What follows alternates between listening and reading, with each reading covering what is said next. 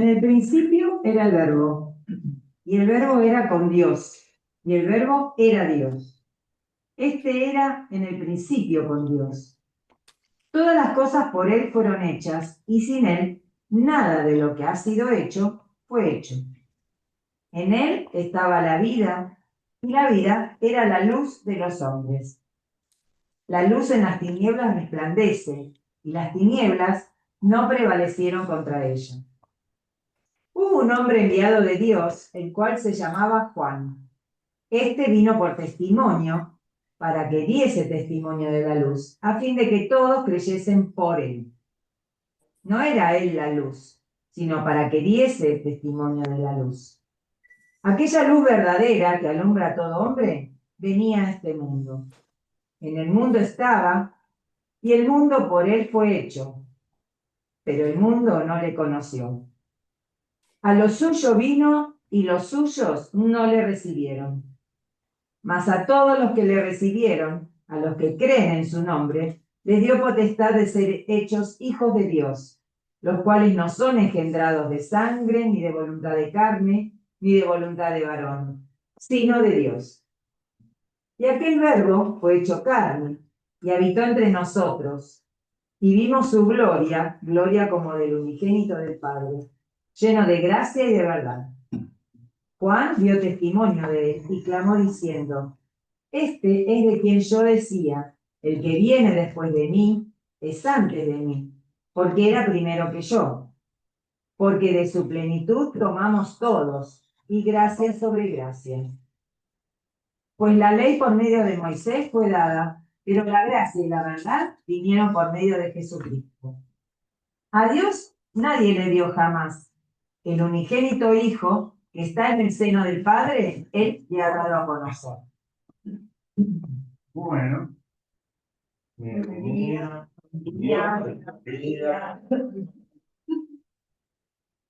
Bueno, ¿alguien se acuerda algo de lo que hemos venido hablando? Así como para actualizar a Alicia.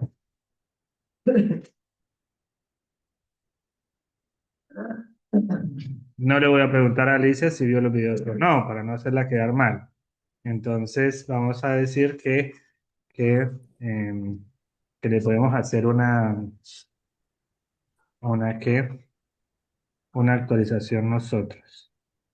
Alicia no puede quedar mal porque Alicia no tuvo ni tiempo.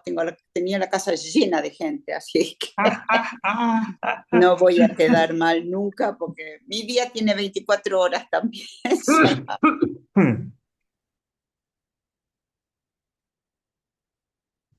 Primero habíamos, esto es lo mismo pasado, que habíamos leído en otras versiones, en una decía que estaba llegando, y en el otro que en el mundo estaba. Claro. Esta idea de continuación, de que Dios está siempre creando, habías dicho, Sí. que es parecido a esa idea. Como presente continuo. Es como que hay movimiento. Un presente que continúa. Claro. Después de lo que decía la palabra estaba con Dios, se dirigía, Sí. era el tema, a ver, se dirigía a Dios, había una comunicación, el verbo era con Dios, y ahí había una comunicación. Después dijiste que la Trinidad no es jerárquica, es circular, tampoco es triangular. Es una continua interacción de amor y verdad. Una comunidad donde todos cooperan con amor y capaz de convivir y que vive el amor en el sentido de la vida. Y habló de la gracia sobre gracia. Sí. Muchas gracias.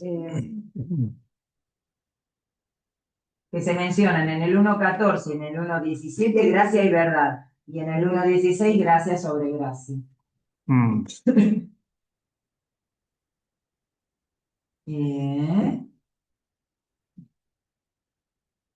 Que la gloria de Dios, que habla en el versículo 14, fue un ser humano de Nazaret, de Galilea de los gentiles, que se mezcló entre los seres humanos, distinto al concepto de gloria de Dios el cual refería a majestuosidad y luminosidad que estaba allá arriba.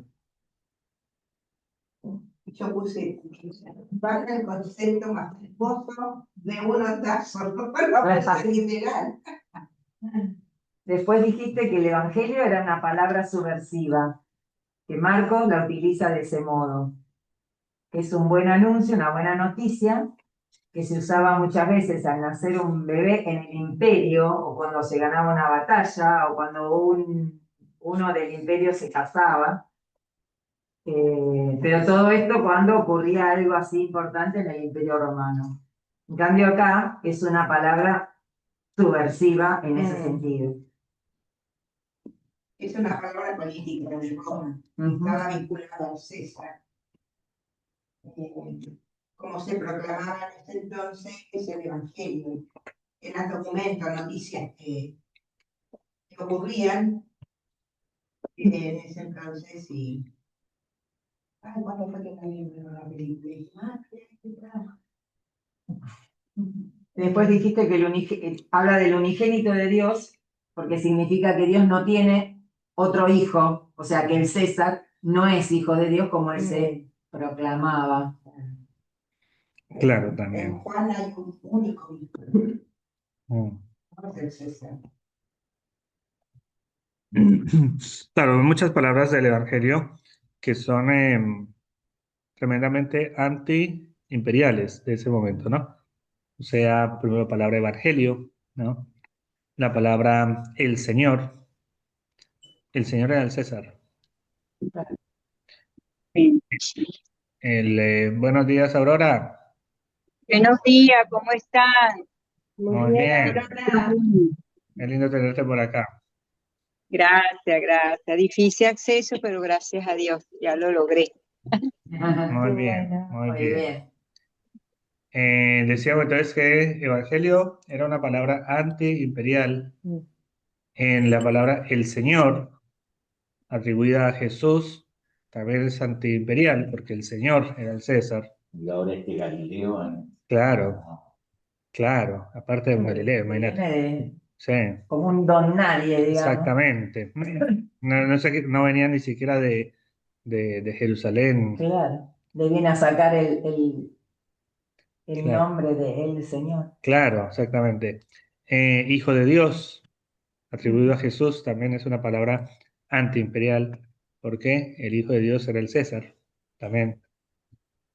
Entonces, bueno, hay varios aspectos. Ahí, Sí, ¿en qué sentido Mirta dijo que César no era hijo de Dios? porque mencionamos el versículo primero de Marcos, donde dice, principio del Evangelio de Jesús el Mesías, Hijo de Dios.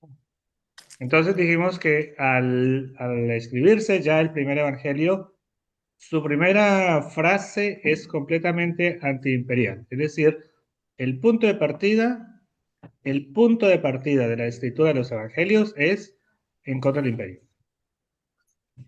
Ujú. La primera frase es antiimperial. Entonces, porque va a decir, principio del Evangelio, es decir, el Evangelio es el de Jesucristo, no el del César.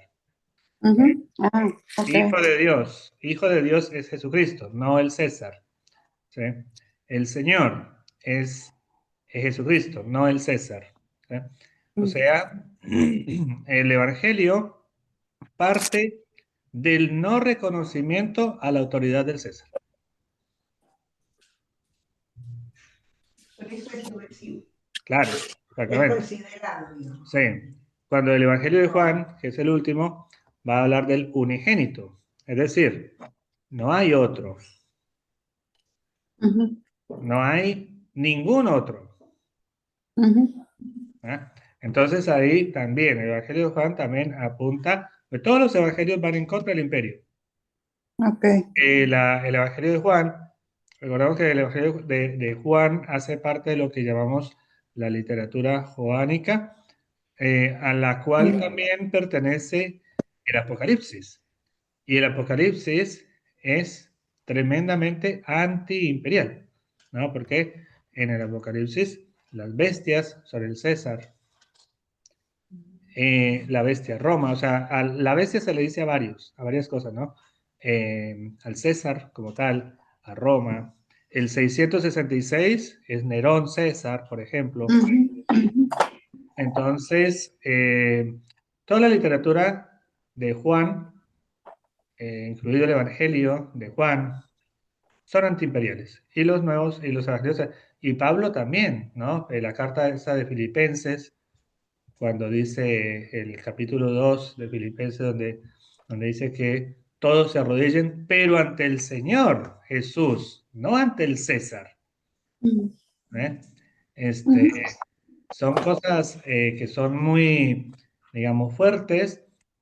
Por eso se entiende lo que ocurrió, por ejemplo, cuando Pablo llegó a Tesalónica. ¿Se acuerdan qué ocurrió cuando Pablo llegó a Tesalónica por primera vez? Bueno, si no se acuerdan, no hace falta que esfuercen tanto la memoria. ¿No era que estaban adorando?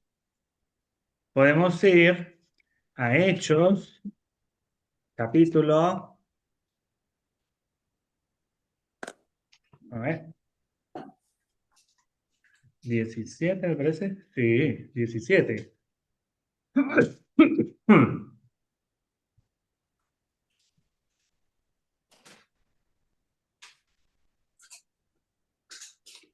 En el capítulo 17 dice, piense esto, lo que ocurre en Tesalónica. En Tesalónica fue tremendo lo que ocurrió. Dice, pasando por Anfípolis, capítulo 17, ¿no? Hechos 17. Pasando por Anfípolis y Apolonia, llegaron a Tesalónica, donde había una sinagoga de los judíos. Y Pablo, como acostumbraba, fue a ellos por 3 Shabbats, ¿sí? Por 3 sábados, días de reposo, dice acá. Discutió, y por 3 sábados discutió con ellos, declarando y exponiendo por medio de las escrituras que era necesario que el Mesías padeciese, ¿no? ¿Se acuerdan que siempre hemos dicho que para los judíos quedaba claro que Jesús no era el Mesías? ¿Por qué razón? Porque había muerto en la cruz. La cruz Claro, era el signo de la desaprobación de Dios más absoluta. claro.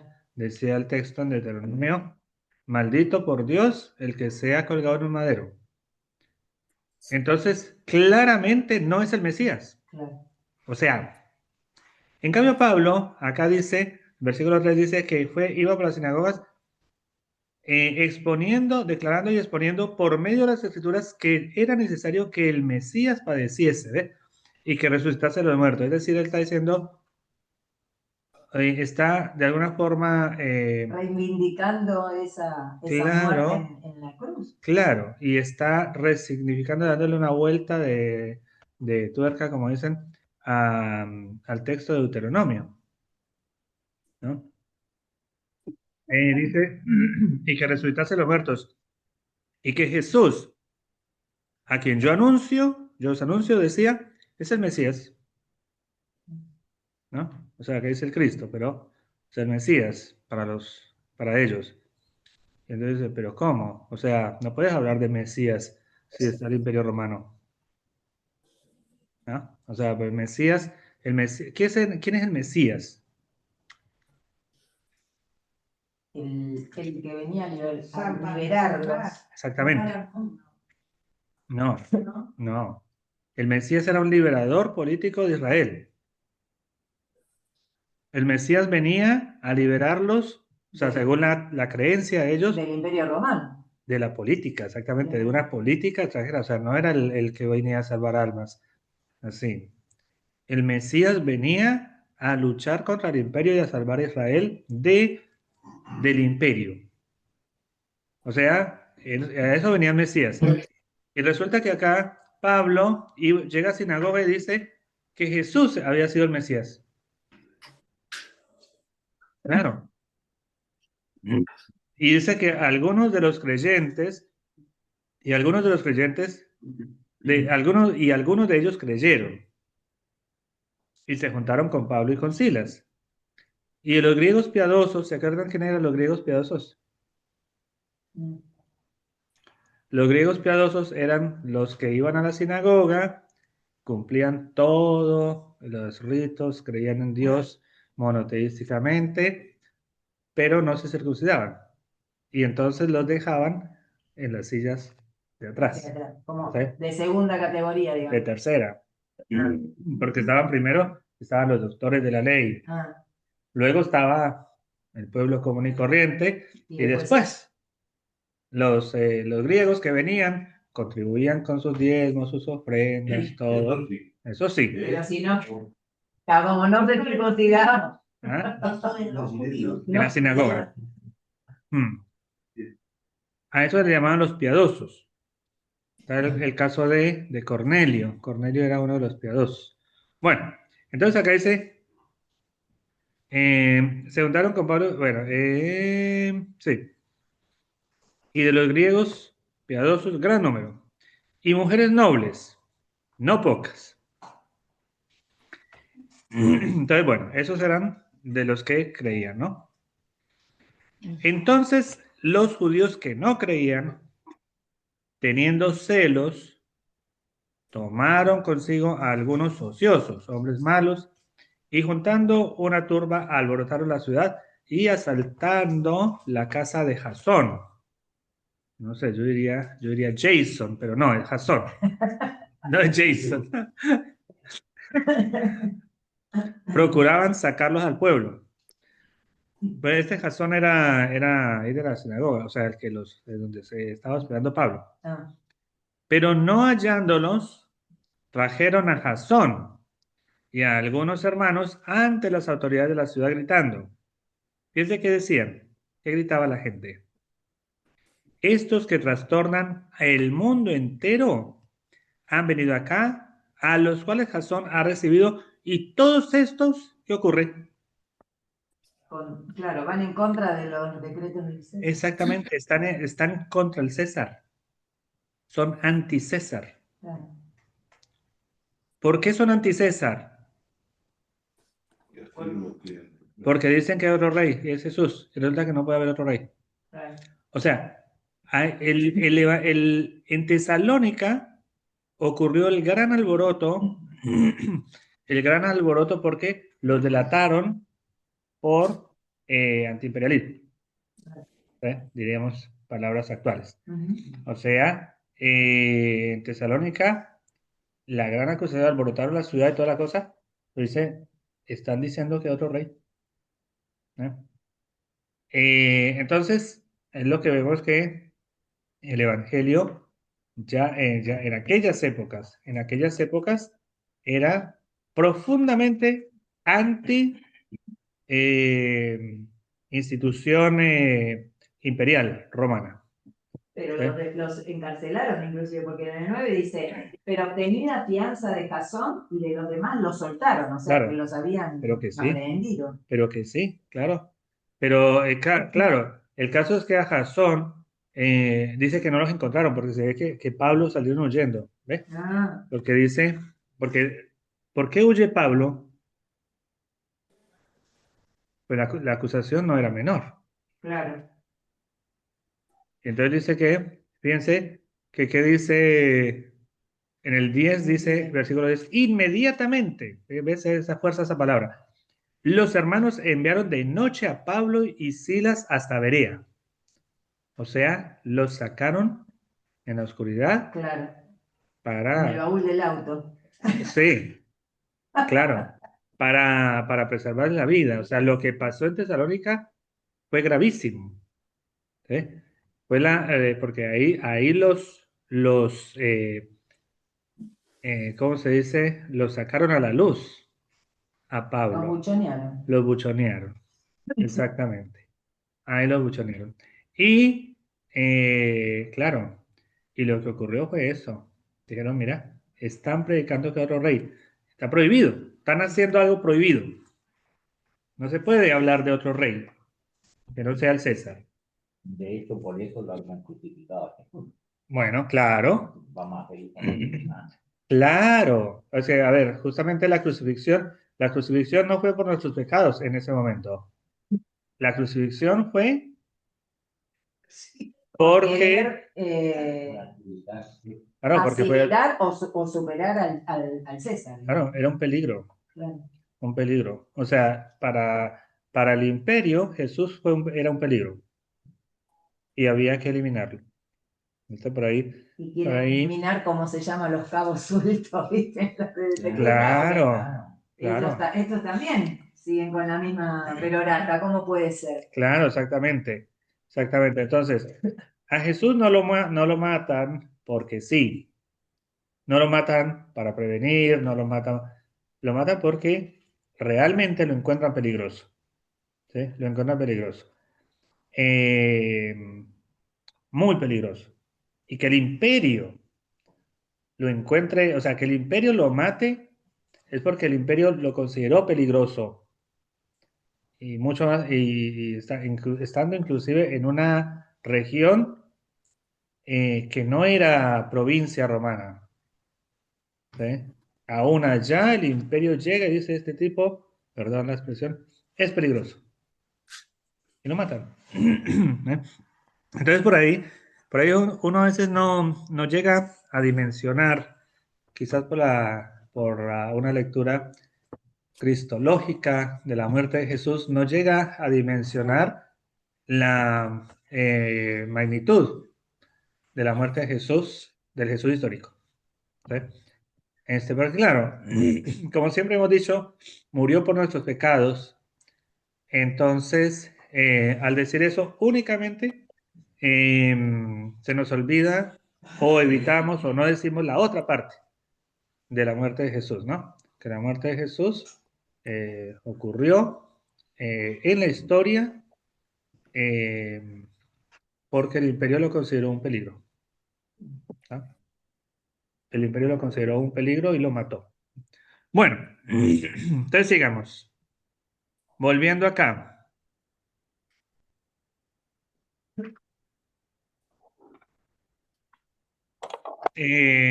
Bueno, esto era el repaso para Alicia y para quienes no hayan estado. A ver, Para todos. y para todos. Sí, claro, ¿No? para todos. Todos.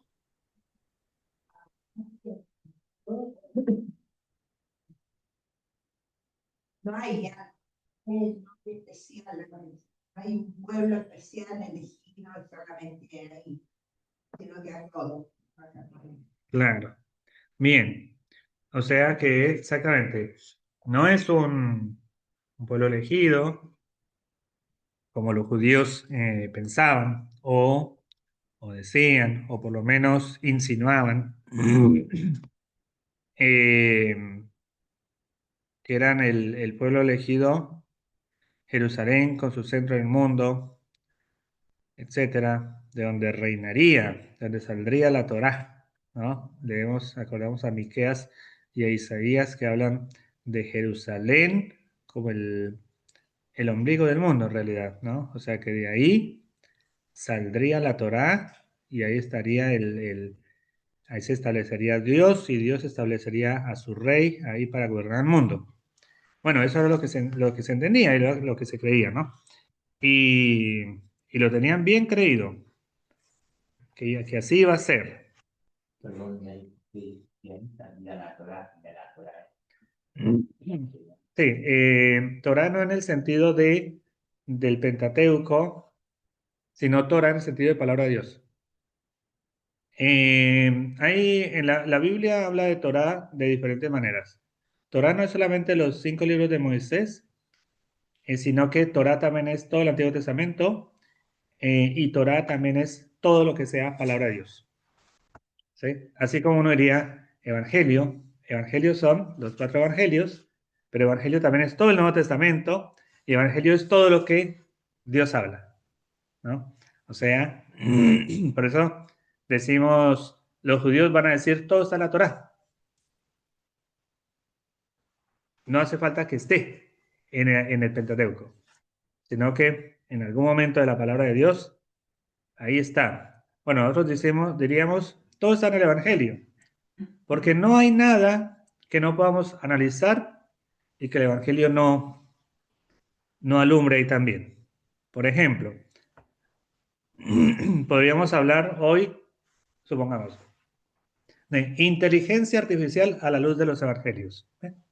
Cuando decimos eso, es porque estamos diciendo que el evangelio tiene algo que decir con respecto a la inteligencia artificial. O sea, hay, en ese sentido, diríamos, todo está en el evangelio. Todo, o sea, el evangelio puede hablar de todo. ¿Sí? Bueno, ahora sí, eh, ahora sí, vamos a lo que nos convoca en este día, que fue estas reflexiones profundas y abundantes que han hecho ustedes eh, con respecto al versículo 18. Bueno, y compartamos qué, qué revelación tuvieron, qué inspiración les llegó.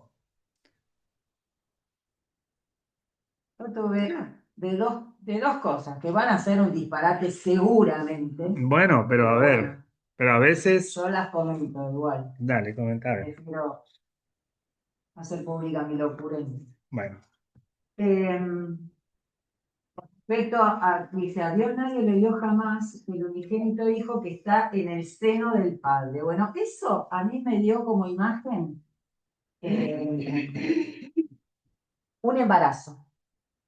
O sea, porque como que el hijo está dentro del padre, así como la madre alberga un hijo y en ese momento nadie, bueno, ahora sí porque hay técnicas, pero nadie lo ve en ese momento, lo único que se conocen mutuamente hasta que nace, que sale a la luz, a mí me dio esa imagen, lo cual me produjo un ruido, porque en esa época se hablaba de Dios, porque nosotros hemos escuchado reflexiones acerca de Dios, Padre y Madre.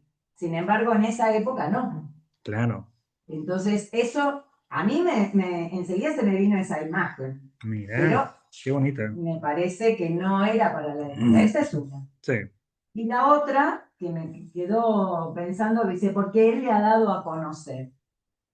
¿Por qué? Porque el hombre, con su inteligencia, el conocimiento del hombre es limitado. Nosotros tenemos nociones, ideas, conceptos, y son todos pequeñas cajitas limitadas.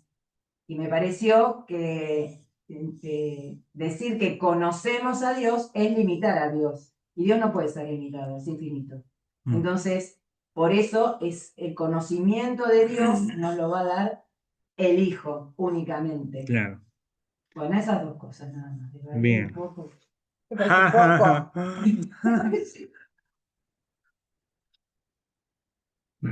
Yo me encontré con un problema en el 18 y antes de llegar al problema, yo vuelvo al 14. Y aquel verbo fue hecho carne y habitó entre nosotros. O sea, yo tengo a Jesús en la tierra, no, que Galileo acá con nosotros. Y entre paréntesis, describimos su gloria, gloria como del unigénito del Padre, aclarando de que es el Hijo único de Dios, este Galileo que anda acá, lleno de gracia y verdad. Entonces ahora voy al 18. A Dios nadie le dio jamás. El unigénito Hijo que está en el seno del Padre, esta parte que está en el seno del Padre me parece que está en más. Yo lo leería, a Dios nadie le dio jamás. Él le ha dado a conocer. Estamos hablando de, ya en el versículo 14, de que ese Hijo único de Dios bajó a la tierra, está con nosotros, y como al Padre nadie lo vio jamás, bueno, acá lo tiene. Este muchacho que está acá, este Galileo, es el Hijo único de Dios, véanlo a él es Dios. Pero yo no escribí más que. Ah, ¿no? Bueno, gracias, Nemo, gracias, Mirta. No. Bueno, ¿qué más ha salido por ahí? O sea, todo, no, o sea, digan, no, esto no se trata de que hay que sobreponerse en sabiduría y entendimiento al que habló al que habló antes. No. Esto lo armamos entre todos. Bien felicitada, ese error. Bien felicitada. Excelente. No, yo me quedo con esto de que qué cosa que hasta el día de hoy nuestras iglesias todavía no entendemos. No entendemos a Dios. Sabiendo la historia de Cristo, Jesús, todo lo que ha hecho. Aún así, seguimos pegados al Antiguo Testamento. Cosas, predicaciones que hablan de la mujer tiene que ser así, porque así lo dice la Biblia, y vamos como así. Y como que a los hijos quieren que castigarlos por esto, porque la Biblia, pero todavía no, es como que todavía no han visto a Dios realmente a través de Jesús. Como que se quedaron pegados ahí. Ok. ¿Algo más? ¿El Zoom? ¿Alguna? Puedo, Sí, capaz que me salgo exactamente el tema. no importa. Lo que- Acá hablamos de todo. Ya que Pati menciona que se ha escrito. Bueno, ahí hace poco dijo que en realidad el Mesías iba a venir a salvar al pueblo de Israel. Ujú. La diferencia en nuestras iglesias nos habla de que Dios vino a salvarlo de nuestros pecados. Me parece casi esto cuando psicología de masas, como manipulación, una cosa así. Pues esa parte actual en muchas iglesias evangélicas me parece casi una manipulación, porque si quieren aferrarse al texto, el texto está hablando estaban esperando el Mesías que iba a venir a salvar al pueblo de Israel del imperio romano. Resulta que ahora nos dicen que en realidad vino a salvarnos nuestros pecados, que somos todos pecadores, que arrepentimos de nuestros pecados, que para eso vino Jesús. Como que una cosa es muy distinta de la otra.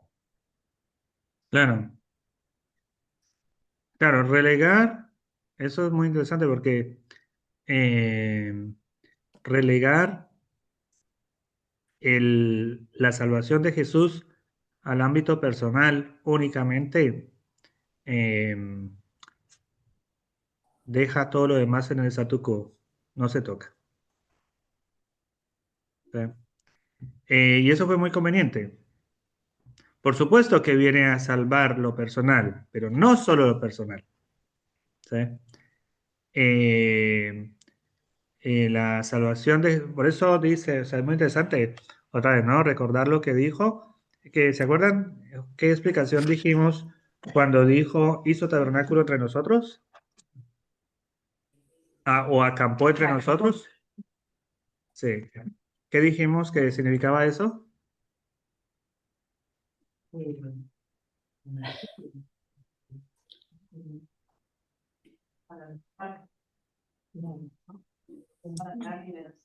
Liberación. Claro, acampar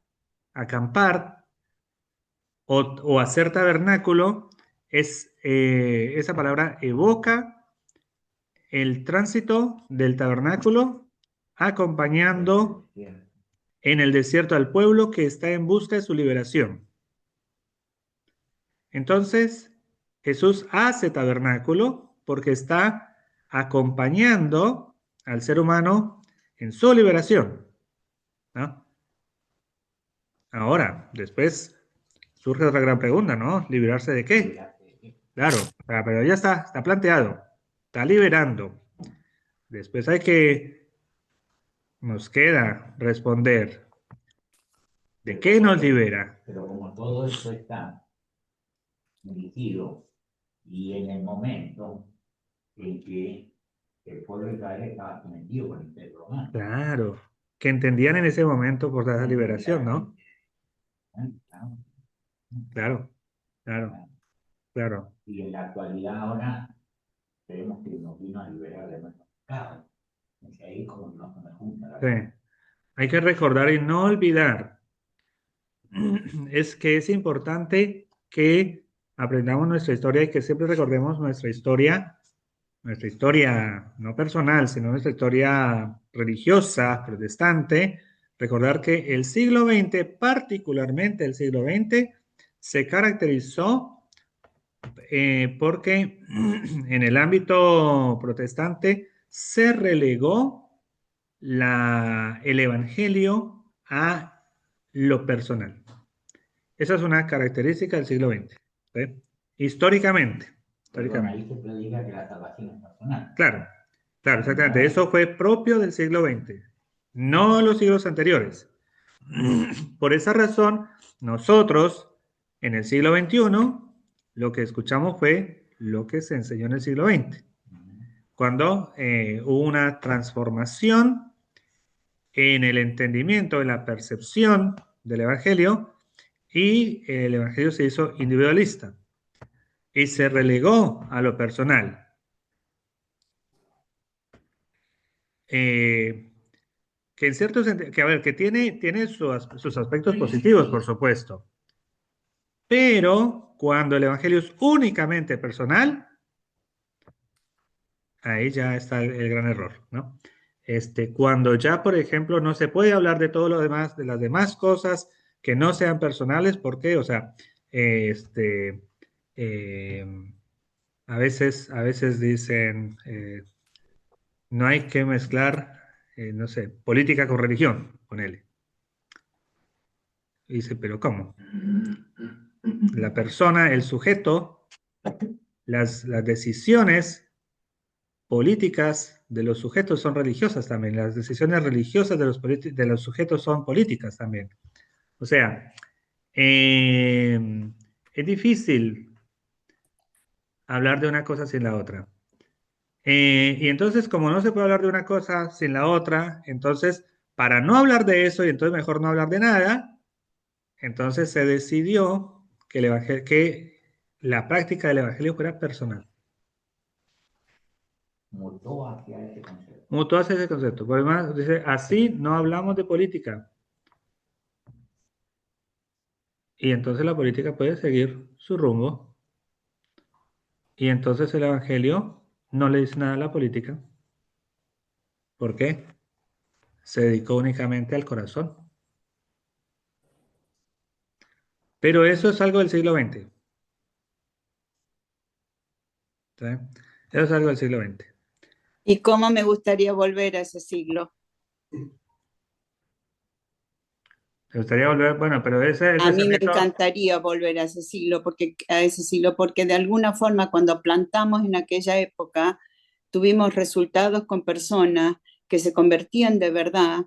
Era un Jesús personal, alguien que te perdonaba personalmente y luego hacías una comunidad para salir afuera, pero se empieza por casa, por el corazón, no se puede empezar en grupo todos juntos. Esto es una cosa personal.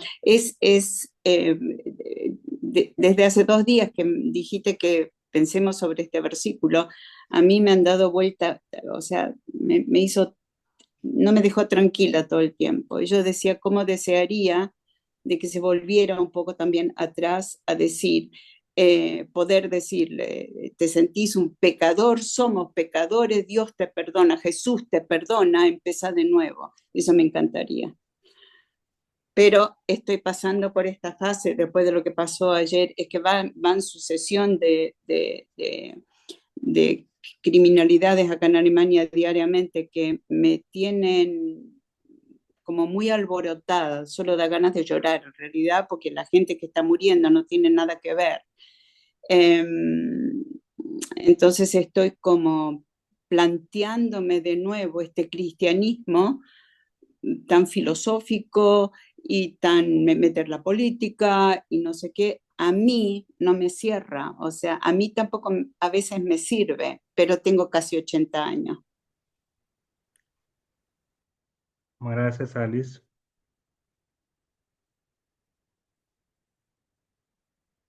Bueno, lo cierto es que decía, volviendo, se había dicho, o se leía, mucha gente leía o entendía literalmente el texto, ¿no? Del Antiguo Testamento.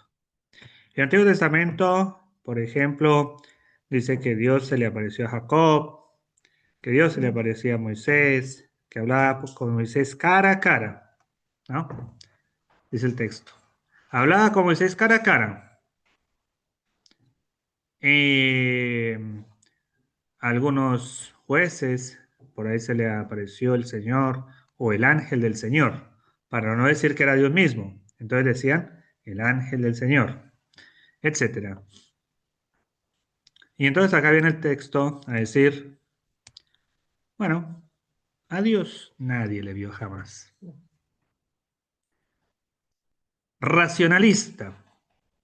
Alice, como si dijera, como decir, filosófico. Porque el Evangelio de Juan parece ser, pareciera ser como muy espiritual, pero resulta que la espiritualidad del Evangelio de Juan es una espiritual racional, una espiritualidad racional. Hay que usar la mente, mucha mente, porque el Evangelio vino para que desarrollemos nuestra mente, no para que la contraigamos. ¿Sí? Vino para, como dice siempre en nuestra oración, es que podamos ser mejores seres humanos, ¿no?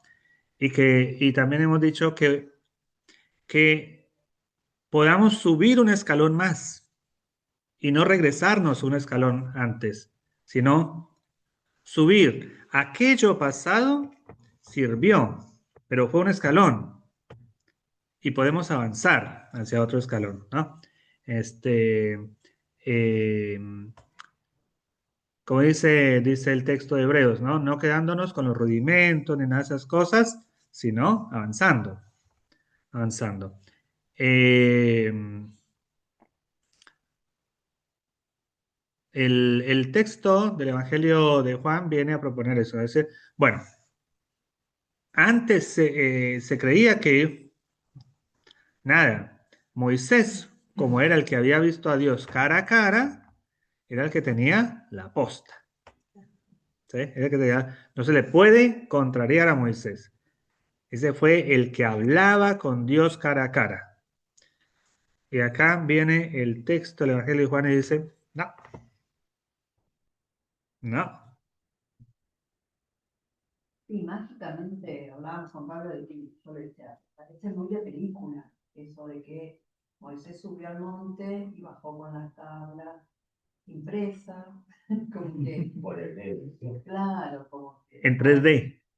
sí, cómo hizo y qué sé yo. Entonces yo decía, es lo mismo que, me imagino, vos, Pablo, tienen que preparar una reflexión, en un momento se encierran en una habitación donde oran, meditan, leen, estudian, se preparan. ¿Qué será lo mejor para poder decir? ¿Cómo transmitirlo? ¿Cómo esto? Entonces yo me imaginaba a Moisés en el monte, porque se creía que ahí había más conexión con Dios y estaba la inmensidad del cielo con la persona. Y pensaba eso, que él debe haber dicho, ¿qué es lo mejor?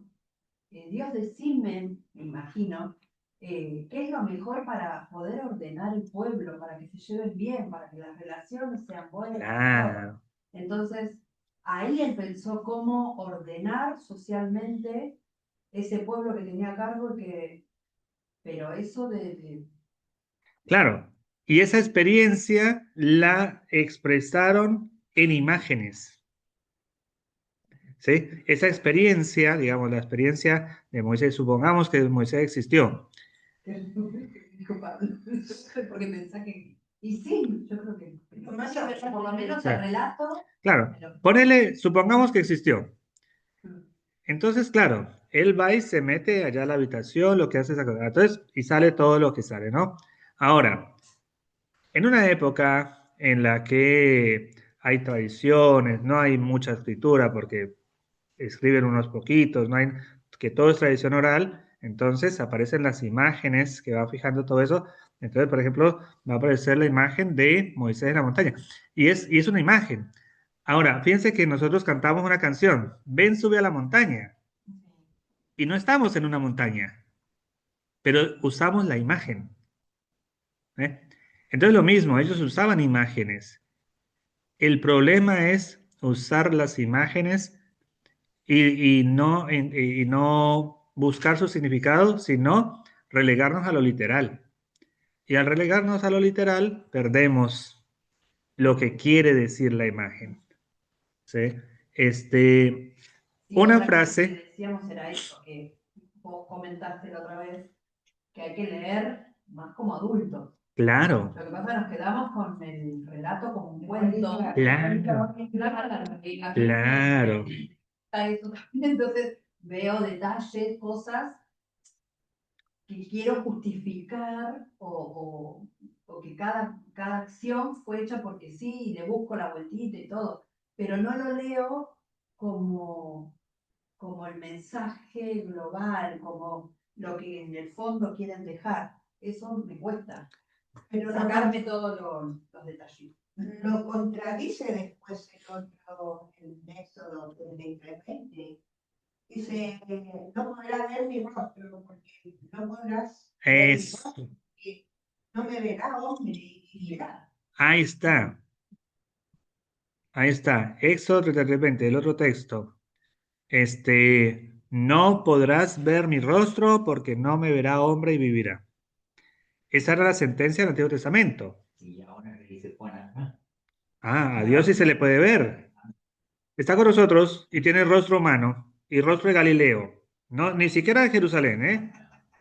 Porque los de Jerusalén van bien, bien, bien, ¿cómo se llama esto? Bien bañaditos y bien luqueados están los de Jerusalén. Dios se apareció con el rostro de Galileo. Polvoriento, mucha agua, no había, menos, o sea, no era como el de Jerusalén. No, no, no, no. Sí, sin perfume, Claro. No, no, no, no. Ahí no es sin Rexona ni nada, ¿eh? Rexona no te abandona. Bueno, allá estaba abandonada. A Nazaret no llegaba el Rexona, porque de Nazaret podrá salir algo bueno. No. Se preguntan, se preguntan. Ni siquiera de Capernaum, porque Capernaum, ¿qué era? Era el centro de aduanas.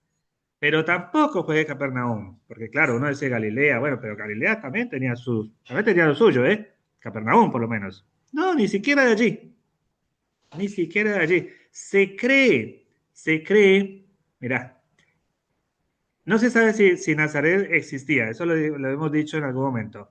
No se sabe si Nazaret existía en la época de Jesús, pero en caso de haber existido, lo que sabe de Nazaret era que eran unas cuevas donde la gente vivía. Ni siquiera había casas, ni siquiera vivían en casas en Nazaret. Vivían en cuevas. No, ni siquiera así, eran cuevas naturales. Así, o sea, no es que hubieran cavado cuevas, es decir, eran tan pobres que ni para una casa tenían. ¿Y Jesús venía de ahí? De Nazaret dice, no sabemos, él dice que era de Nazaret. Bueno, o sea, y ahí apareció Dios. Y ahí apareció Dios, ¿no? No apareció en el templo de Jerusalén, no apareció con rostro de sacerdote, ni apareció con rostro de rey, ni apareció ni con rostro de saduceo, allá elegante, fino, ni en rostro de alguien de la corte herodiana. No organizaba ningún mundial de fútbol. No, no, no. No organizaba ningún mundial de fútbol. Como ahora lo organiza el señor. Sí. Apareció en lo más recóndito y en las condiciones más precarias, ¿no? Si Nazaret ni siquiera había casa, sino que de la pobreza tan absoluta vivían en cuevas, ahí apareció Dios. de ahí, si me permite, como habíamos dicho que a Dios nadie lo vio jamás, ahora en el nuevo, pero en este evangelio. Pero a Moisés, y en ese momento Moisés busca la montaña, habla cara a cara, Dios escribe la ley directamente y baja. O sea, para la gente de esa época, no se puede cuestionar la ley de Moisés porque la escribió Dios. Ajá, Y el único que había estado con Dios ahí y cara a cara era Moisés. claro. Así que, muchachos, a obedecer la ley, Claro, que esto viene directamente de Dios, aunque después diga otra cosa.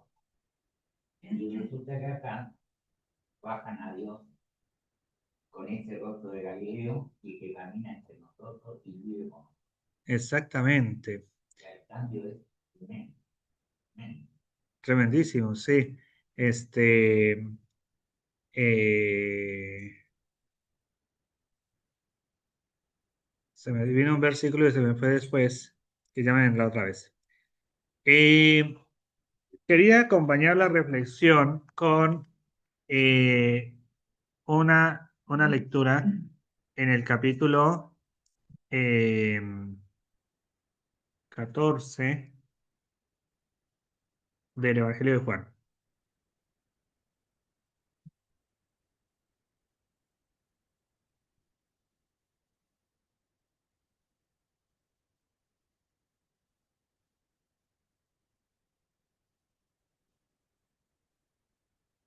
Dice, no se turbe vuestro corazón, creéis en Dios, creed también en mí. En la casa de mi padre,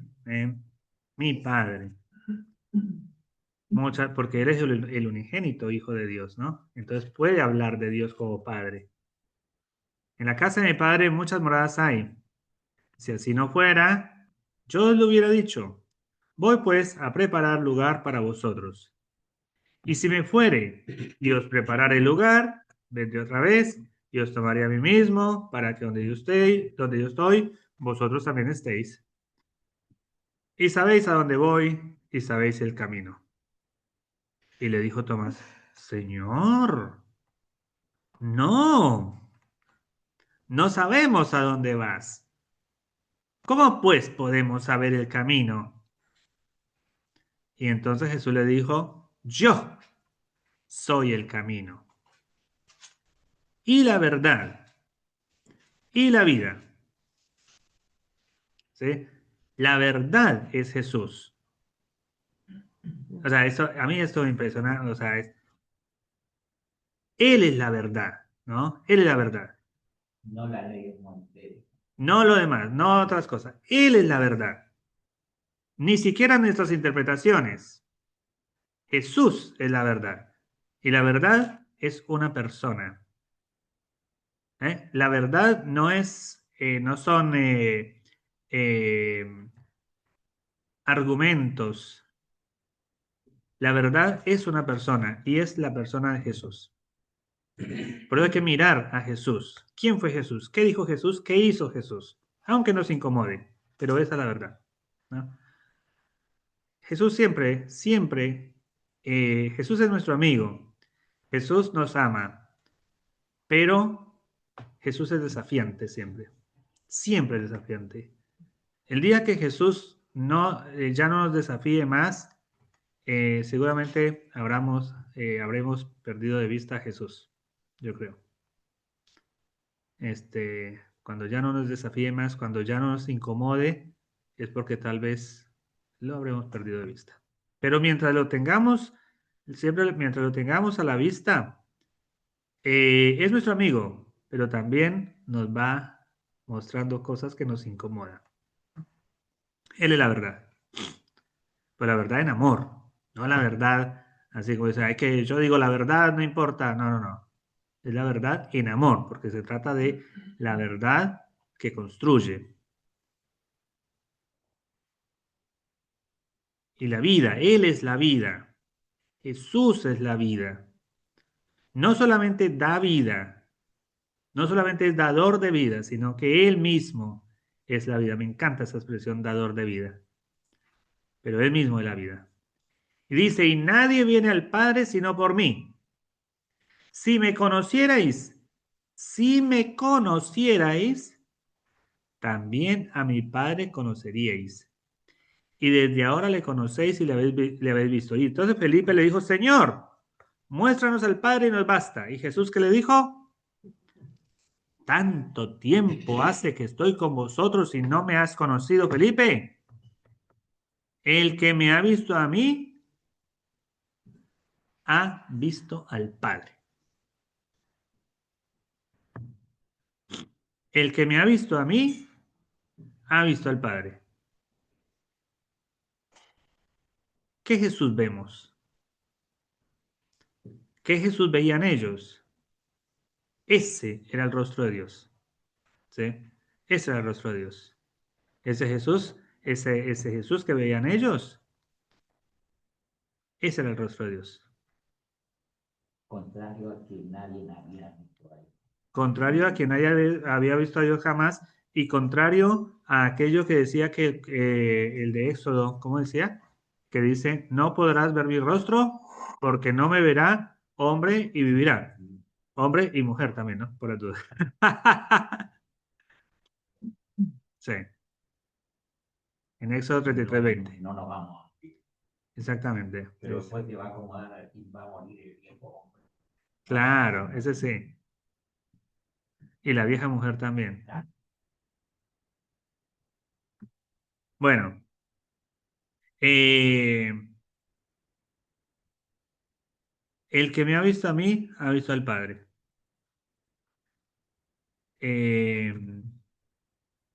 ¿Cómo pues dices? O sea, y Jesús le reprocha. Y fíjense la fuerza del reproche.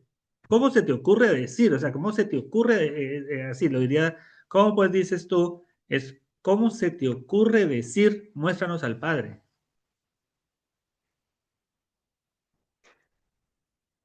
Es una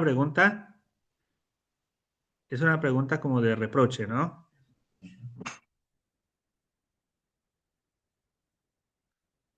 Entonces, la cuestión es, ¿cómo se presenta Dios ante nosotros hoy? ¿Qué Dios nos gusta ver? ¿Qué Dios queremos ver? ¿Qué Dios nos conviene ver? ¿No? O sea, porque a veces vemos a Dios a conveniencia, ¿no? O sea, lo adaptamos a lo que queremos ver. Y resulta que no es lo que nosotros queremos ver, sino cómo se presenta ante nosotros. ¿No? ¿Cómo se presentó ante aquellos? Bueno, así fue. No ellos por ahí se imaginaban a Dios como lo habían anunciado en el Antiguo Testamento, como se entendía en el Antiguo Testamento, el Altísimo y Glorioso, ¿no? Ese era Altísimo y Glorioso. En la literatura de Enoch, por ejemplo, Dios está tan alejado, para llegar a Dios hay cantidades y cantidades de jerarquías angelicales. Jerarquía tras jerarquía, tras jerarquía, tras jerarquía, hasta llegar y al final allá se encuentra el gran trono sublime del fuego de Dios, al final, final, final. Esas son creencias de la época del Segundo Templo, ¿no? De Dios estaba absolutamente alejado y entre Dios y el mundo creado no había comunión alguna, ¿sí? Y todo era simplemente una serie eh, no digamos infinita, pero casi infinita, de jerarquías angelicales. Y cada uno, a veces, cuando uno lee, por ejemplo, uno llama el tercer libro de Enoch. El tercer libro de Enoch muestra la diferencia entre una jerarquía y otra. O sea, la jerarquía superior deja en nada a la jerarquía más baja. ¿no? En dimensión. Y así, y la siguiente es mucho más grande que la anterior, y así infinitamente hasta llegar a Dios. O sea, y por allá está Dios, alejadísimo, tremendamente alejado.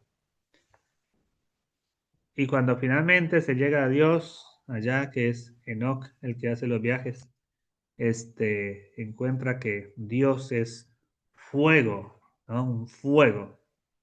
Y como dice el texto también, en el Antiguo Testamento es fuego consumidor. Consumidor. No el fuego que da vida, sino fuego consumidor que te consume.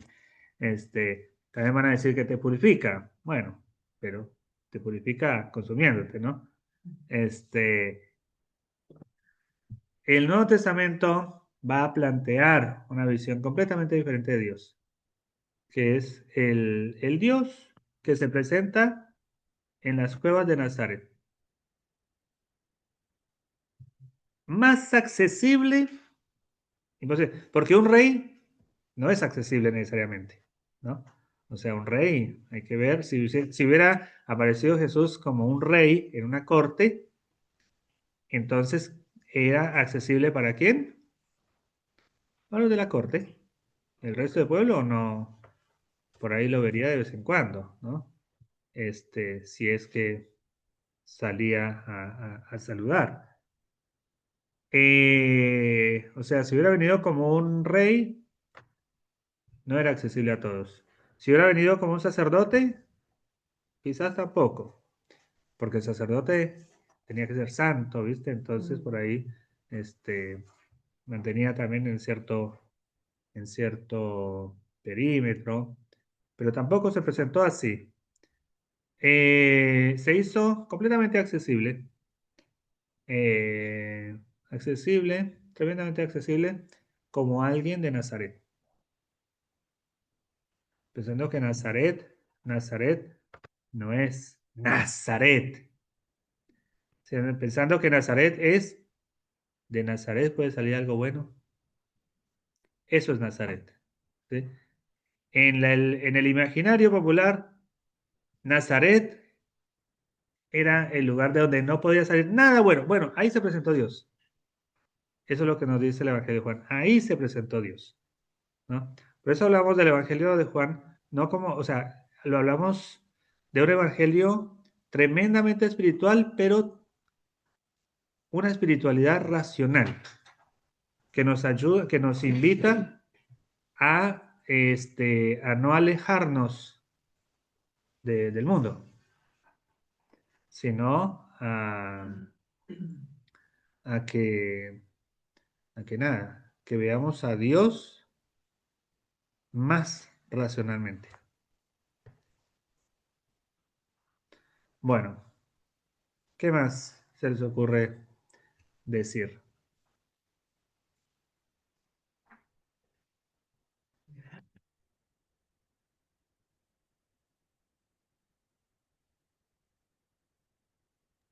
Hace un ratito cuando estábamos... ¿Ibas a decir algo, Aurora? ¿Aló? ¿Me Yo- escuchan? Sí, Yo iba a hacer un comentario referente a lo que hablaste de Juan 18, o más o menos lo que estás diciendo, lo comparé mucho con lo que estamos viviendo, lo que estamos viviendo, esa tragedia humana que vivió nuestro país. sí, Al reconocer el profundo desconcierto de un Dios invisible que no se ve, silencioso, en medio de ese dolor, de esa angustia que vivimos, que vivieron esas personas que perdieron sus seres queridos, Él se reveló de una u otra forma. Y yo pienso que la misericordia de Dios es demasiado grande. Y eso es gracia. Él dio gracia, donde esas personas salieron liberadas, donde se salvaron, donde cada quien cuenta unas anécdotas, donde cuentan personas que estuvieron niños, que aguantaron y ellos decían que había un señor que le daba agua sin saber. No sé si esas cosas serían ese tipo de milagro. Y esto comprueba que el amor, a pesar de que no vemos ese Dios invisible, pero ese Dios se siente, ese Dios está con nosotros en cada momento. Y Él fue fuerza y apoyo para todos esos habitantes que sufrieron esas pérdidas. ¿En qué manera lo hizo espiritualmente, fortaleciéndolos, guiándolos a cada uno en esos momentos de debilidades y de dificultades? Y esto demuestra que de verdad Dios existe. Así como lo dijo la hermana cuando habló de que ella lo reflejó a través de un nacimiento de la mujer en estado. Y eso es lo que vivimos aquí en nuestro país. Y de verdad le doy gracias a Dios todos los días que uno está vivo, que Dios le está dando esa oportunidad de vida. Y seguir, como también lo dijo la hermana Alicia, creo que anteriormente te hablaban en la iglesia, te visitaban, te veían, conversaban, y de verdad existió muchos cambios, pero yo sé que Venezuela va a empezar a despertar y que de verdad despierte en la creencia de un solo Dios, que es el único que existe de nivel espiritual, y es el único, y no hay más nadie sino Él. Esa era Gracias, Aurora. mi opinión. Muchas gracias, Aurora. Sí, yo creo que en situaciones tan tremendas como por ejemplo lo de Venezuela, y también en muchos otros lugares, ¿no? Cada acción buena de parte de la gente es la manifestación de Dios, ¿no? Es la manifestación de Dios. O sea, algunas personas muy altruistamente dan mucho más que otras. Bueno, todo eso es manifestación de Dios, ¿no? Y ahí Dios se hace presente en las personas, ¿no? Las personas que ayudaron y eso. ¿Ibas a decir algo, no? Yo viví el año 70, el gran terremoto que se llama de Valdivia, que lo googlean, dicen que es el terremoto más grande del que se tiene registro. Lo viví siendo niño y mis recuerdos arrancan ahí, yo tenía 4 años. La noche, el día del terremoto, después dormimos en la plaza, dormimos 2 semanas en casas bajas, porque las casas estaban por caerse.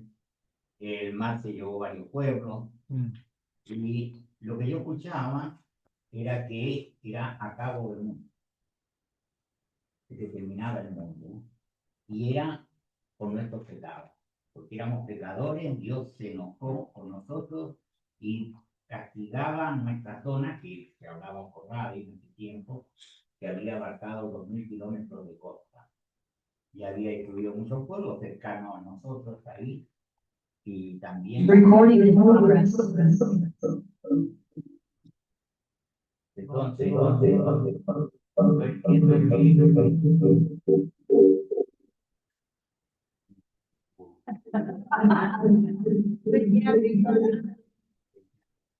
entonces, el concepto que teníamos de Dios era un Dios castigador hasta ahí. Conocía una sola iglesia evangélica y la iglesia católica. El mensaje que bajaba de la iglesia católica era del Dios que te iba a castigar por tus pecados. Entonces había que arrepentirse de esos pecados. Entonces, nosotros lo vimos como que nos merecíamos todo lo que estaba pasando.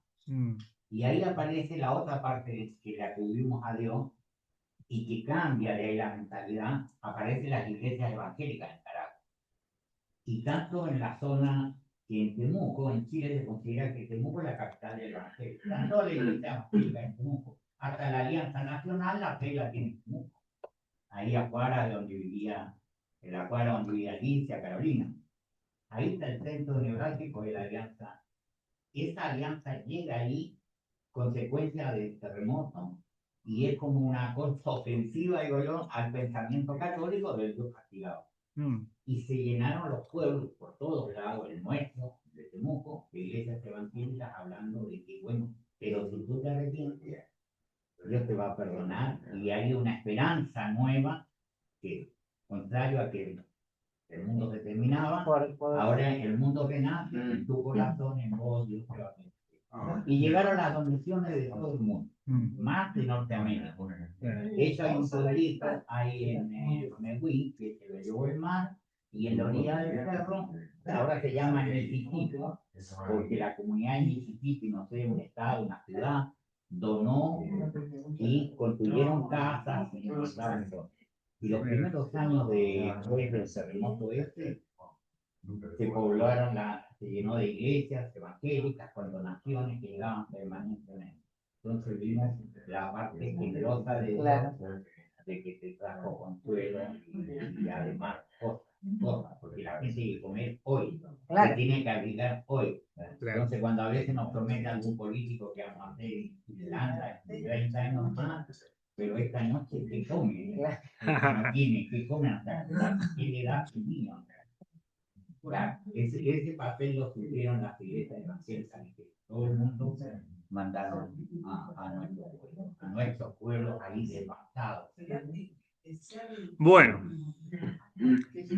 muchas gracias por sus participaciones. Les animo a seguir reflexionando en estos textos que son siempre tan desafiantes, ¿no? Bueno, que tengamos una linda semana. Seguimos en el culto, no se desconecten, que seguimos en el culto. Yo acá sí voy a cerrar. Muchas gracias a todos. Un beso y gracias. Un beso. Chao, Buenas gracias. tardes.